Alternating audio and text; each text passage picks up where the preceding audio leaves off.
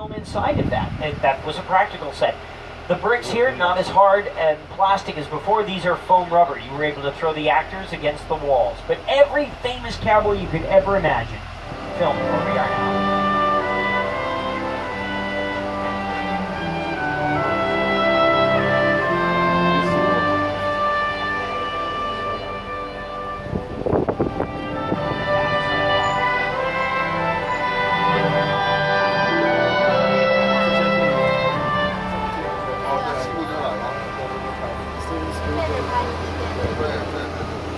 Now, Westerns are not as popular as they used to be. Oh, yes, that's right. I forgot we want to go to San Francisco. And so we use the Western town. CSI uses that as a small town in Nevada from time to time. If we need to go back to the Old West, truckloads of sand and gravel, they'll put all of the roads in. Voila, back to the 1800s. Now, earlier, we'd spoken about the European village and how important it was for Universal. This is where the monster movies were. Disney used it in Pirates of the Caribbean. It was Spain in both City Slickers and Night and Day. That clip that I played earlier from Heroes, let me show you the village. We get up here. Hey Dave, we get up like right around this little, I don't know what you call it, but works off into a number of different roads here.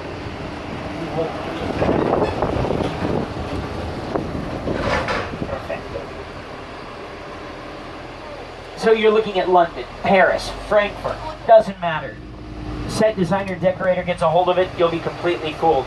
Let's go back to that scene from Heroes. So this scene was shot right in this area. They're using large gray screens to cover the sun so it's not bright, and they're using the sprinklers hidden in the trees in the building. Now, in just a second in the scene, the two actors are going to walk right across this curb and across the street. What you're going to see in the background is the train station with a green roof. Behind that looks nothing like India, so we'd have to alter that. Now watch the screen. Right there is the curb. Now in the Muppets, a couple of movies ago, Kermit and Miss Piggy were eating right there. This was Paris, and they would computer animate the temple, or excuse me, the Eiffel Tower. Now watch this. Here we are, driving up that street. Can you see the train station with a green roof in the background? Right there. And behind that, computer-animated temples. This is why you don't recognize this area, other than they use it over and over again. In Princess Diaries 2, this is Genovia. There was a version of Cinderella and Brandy in Whitney, Houston. This is the fictitious town as well. So, almost as used as our metropolitan area, the European village has been used all the way back to 1919, a film called Miracle Man with Lon Chaney. Hunchback of Notre Dame in 1923, this was Paris.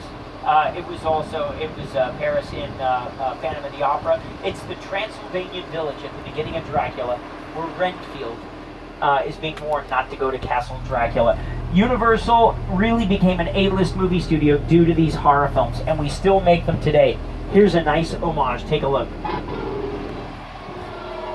And by the way, here's a scene from the beginning of Dracula, shot over in this area back in 1930. The movie was released in 1931. And I think I might even have some of those villagers chasing the monsters. Take a look. What is it now? The monster. He's in the woods. Get out of that house. Raise all the men you can, lock the women indoors, and wait for me. I'm ready. I go. Let your torches and go. So who knew that those buildings were just literal facades, nothing inside of them? The cobblestone streets, stamped concrete.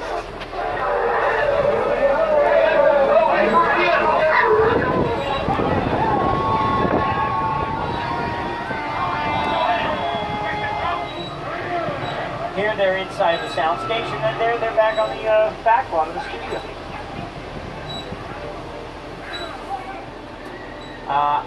Take a look behind you a little bit here. A house that's rather unusual for our back lot.